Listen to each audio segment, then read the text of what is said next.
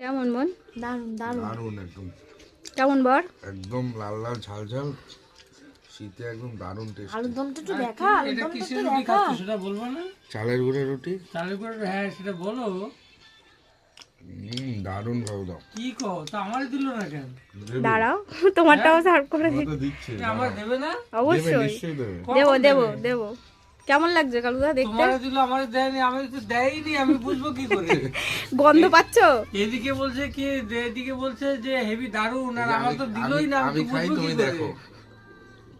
হায় ভগবান। দারুন দারুন।